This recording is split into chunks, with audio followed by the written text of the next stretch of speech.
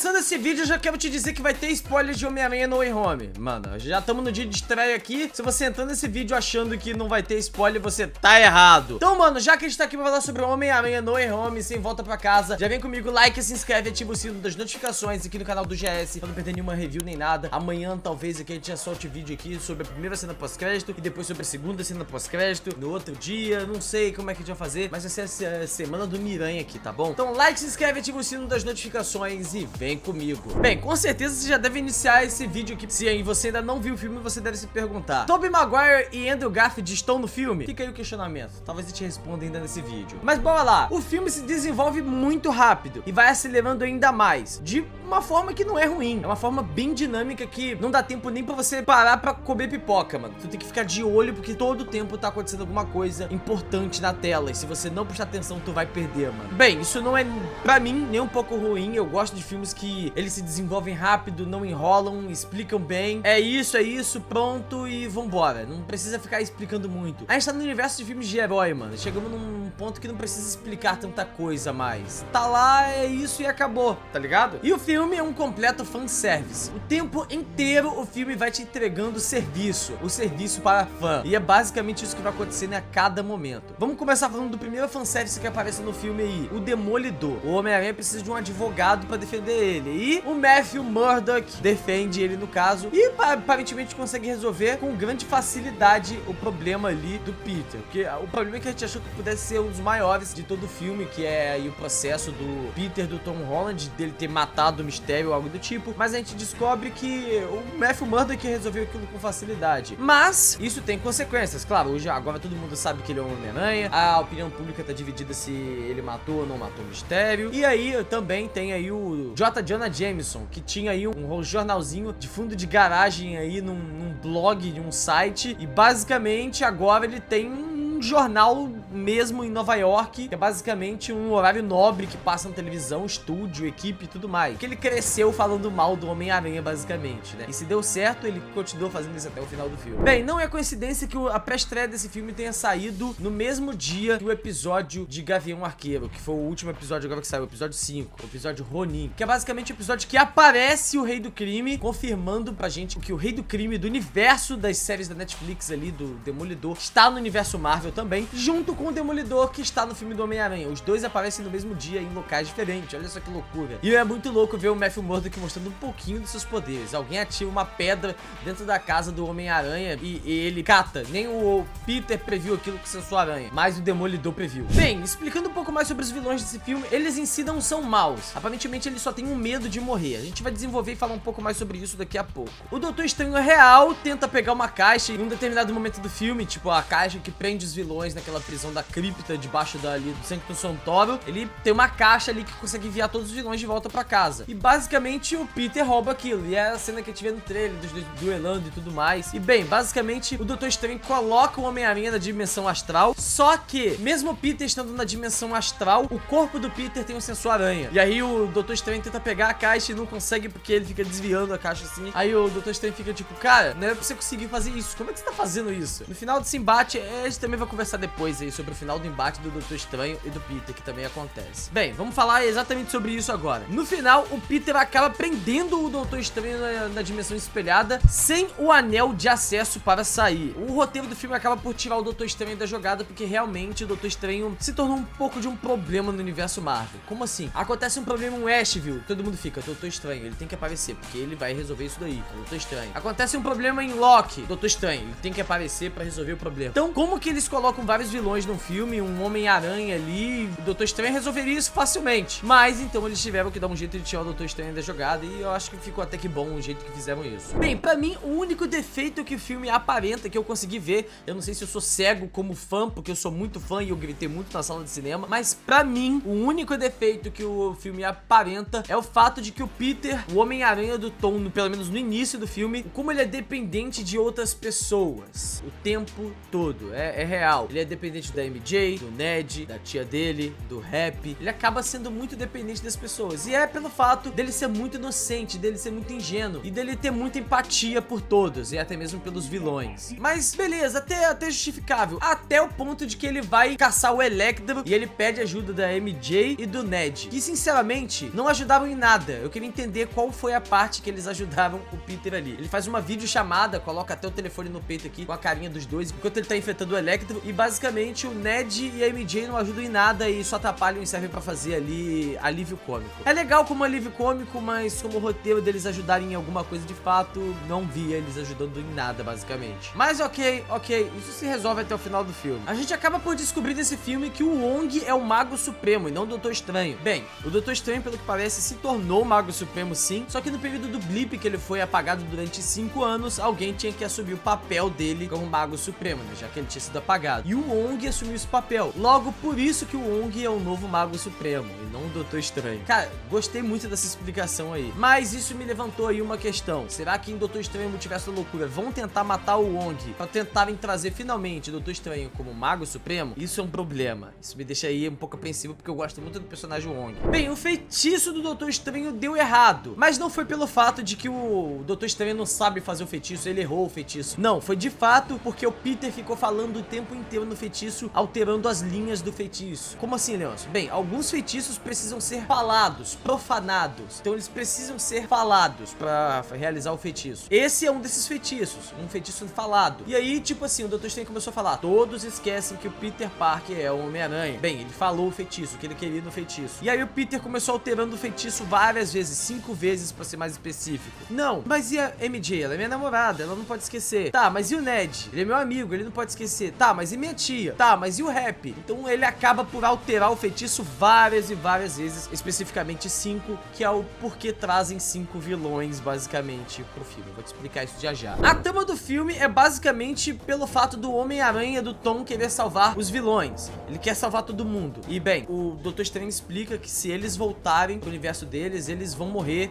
em determinadas lutas com o Homem-Aranha, mas não explicou quais morrem ali. No geral, os vilões não são maus. O Homem-Areia até ajuda a capturar o Electro no início do filme, então de fato não são maus. Mas aí você me pergunta, por que no final todos acabam lutando contra o Homem-Aranha? Pelo fato do medo de morrer. Em uma conversa ali entre os próprios vilões presos ali, o Dr. Octopus fala que o Norman morreu, e aí o Duende Verde Norman descobre que já tinha morrido na linha do tempo dele. E aí o Flint Marco, o Homem-Aranha, fala que o Dr. Octopus também morreu, e aí o Dr. Octopus descobre que morreu. E aí começam essas desconfianças entre os personagens ali de saber quem morreu e quem não morreu. Logo, até os que não morreram ficam com medo de voltar pra sua linha do tempo, porque eles não sabem se eles vão morrer ou não. Mas o fato aí de que o Duende Verde, ele é o grande problema desse filme, ele é o vilão, cara. Ele é o pesadelo de qualquer Homem-Aranha. E o William Dafoe, cara, monstro, hein? Monstro. Monstro mesmo. Assustador aquele cara. E bem, ele é mal porque o Duende Verde é mal mesmo, mas por causa do soro, Norman Osborn injetou nele lá nos filmes antigos. Já o Electro, ele não é tão mal, mas é porque ele não quer se voltar a ser um zero esquerda. Ele se sente bem sendo poderoso, como se fosse um deus ou algo do tipo. Ele não quer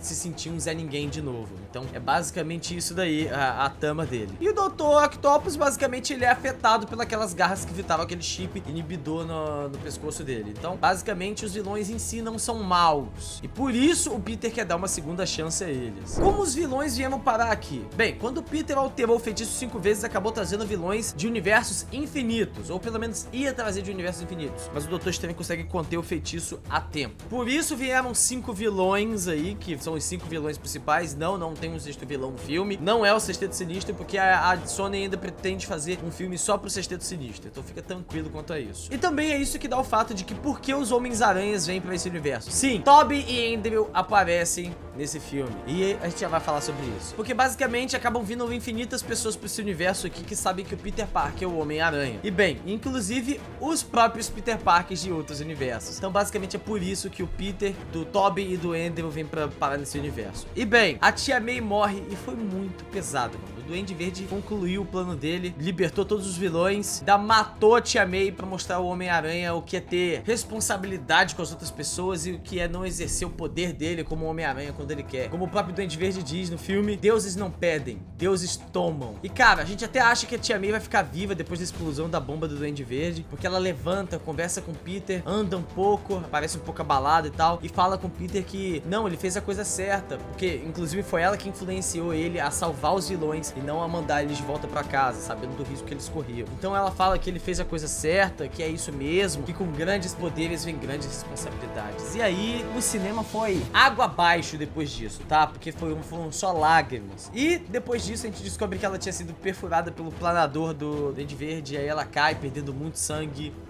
e morre. Bem, dali o Happy Hogan é preso por estar cobertando o Homem-Aranha e o Peter acaba tendo que fugir, deixando o corpo dela pra trás, porque se ele ficasse ali, a polícia ia prender ele, chegava a atirar nele e tudo mais, então ele teve que fugir e foi pra um lugar dele. Enquanto isso, o Tobey e o Andrew estavam conversando lá dentro da casa da avó do Ned, mostrando que os dois são Homens-Aranhas. Isso é bem legal, tem um fanservice incrível aí, um apontando pro outro assim. Mano, a interação desses três é boa do início ao fim do filme. Eu não vou ficar falando de cada minuto aqui do filme, senão no meu vídeo hoje vai ter 1 hora. Eu tô apresentando basicamente os aspectos pra vocês, que é até melhor assim, com alguns spoilers, aspectos que quem quer ver o filme vai lá ver e vai ter a sensação que mesmo eu te falando aqui tudo que eu tô te falando, o filme é muito melhor do que você possa imaginar. O filme é muito bom. O Tobey e o Andrew vão de encontro ao Tom Holland em algum lugar ali, em algum prédio específico que o Tom gosta de ficar, e basicamente conversam sobre seu Homem-Aranha, e que o Tom diz que quer matar o Duende Verde e que esses dois não entendem ele. E sim, os dois entendem ele, porque os dois perderam o tio Ben. O Tobey perdeu o melhor amigo, que era o Harry, tipo, morreu nos seus braços porque o Venom matou ele. O Andrew Garfield, pelo contrário, já perdeu o pai da Gwen Stacy, a Gwen Stacy, os pais dele, o tio dele e por aí vai. Então, todos eles entendem sim a perda e eles falam o diálogo deles, tudo que aconteceu com eles e que isso torna eles quem eles são, o Homem-Aranha. Eles são assim. E por isso até me lembrou o diálogo do Homem-Aranha no Aranha-Verso, quando o tio do Miles morre e aí os outros Homens-Aranhas conversam com ele falando que, mano, isso faz parte de ser Homem-Aranha, a gente sempre vai perder alguém. É isso. Cara, a interação de todos os Homens-Aranhas é boa do início ao fim, as piadas, o alívio cômico, a interação, as lutas, as cenas épicas, é tudo incrível, incrível, incrível. Até a piada da dor nas costas do Tobey Maguire fazendo referência aos filmes antigos, de que ele disse que não poderia gravar uns filmes antigos porque tava com dor nas costas, por ter se lesionado e tudo mais. Essas piadas foram excelentes. Excelentes. Algumas pessoas que viram o filme em inglês estão falando que a atuação do Tobey não tá tão boa. Eu não percebi isso porque a dublagem, como vocês sabem, a dublagem brasileira, ela é capaz de salvar muitos filmes. Então eu não percebi a atuação do Tobey ruim. Eu não sei se está ou não. Isso vai depender de vocês que vão ter que tirar a conclusão pra ver. Eu vi o filme dublado, não me arrependo disso, adoro a dublagem brasileira. Ela entrega o que ela é pra entregar, mano. E quem disse que isso é problema meu? Bem, o Andrew consegue salvar a MJ exatamente naquela cena do trailer que a gente imaginava que o Andrew ia salvar a MJ, ele realmente salva. E nossa, dá pra ver ele se emocionando salvando a MJ, porque ele sente a dor da perda de novo da Gwen Stacy, que ele poderia ter salvado ela e tudo mais. Mano, a interação deles, do Andrew abraçando ele, falando,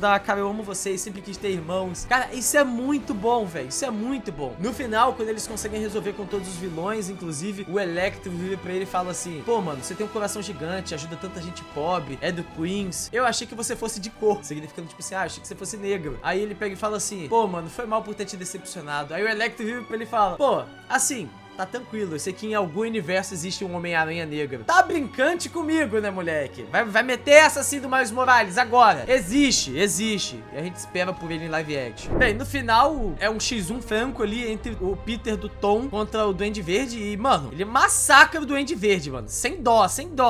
E ele ia matar o Duende Verde. Inclusive, o Andrew e o Tobey nem iam interferir, mas eles interferiram quando eles viram que realmente ia matar mesmo. E aí o Tobey interferiu segurando o Peter do Tom, assim, pra ele não matar o Duende Verde. Inclusive, foi apunhalado pelas costas, ele tomou um sustinho achando que ele tinha morrido, mas ele não morre, ele só tinha sido apunhalado pelas costas, fazendo uma referência ao fato de que o Duende Verde tentou apunhalar ele pelas costas no primeiro filme do Homem-Aranha, aí ele deu um mortal e o próprio Duende Verde se apunhalou, e agora o Duende Verde realmente conseguiu apunhalar ele. Mas ele não morre, fica tudo bem, eles voltam, inclusive, inclusive pro universo deles depois, é tudo muito incrível. Só que no final a barreira dimensional acaba quebrando e aí o Dr. Estranho tem que resolver isso e basicamente o Peter dá a sugestão pra ele: e se todo mundo esquecer que eu sou o Peter? Resolve o problema mesmo? Que aí a gente volta o feitiço pra versão original. Aí o Dr. Estranho explica ele que vai resolver, mas de fato todo mundo vai esquecer dele. Os amigos, namorada, o próprio Dr. Estranho, todo mundo. E aí ele carrega esse fardo, ele se sacrifica, o Peter do Tom, pra resolver tudo. E de fato todo mundo esquece dele no final. Ele tenta depois de algum tempo se reaproximar do Ned e da MJ, mas ele percebe que eles estão muito melhor sem ele, porque basicamente eles têm agora uma vida, né? Eles estão entrando pra faculdade, estão progredindo na vida, não estão em risco, e ele percebe que é melhor assim pra eles e acaba desistindo de se reaproximar deles. A gente vê ele indo morar sozinho, então por isso que não tem volta pra casa, porque né, agora ele vai morar de aluguel basicamente, num lugar muito ruim, tipo fazendo costura, costurou o seu próprio traje baseado no traje dele antigo e tudo mais. Cara, isso é muito incrível, velho. Isso é muito espetacular. Bem, essa foi minha review sobre o Homem-Aranha. Não vou estender mais pra não ficar mais longa. E eu quero saber o que você achou sobre isso. Like, se inscreve, ativa o sininho das notificações aqui na UGS pra não perder o próximo vídeo. Até a próxima.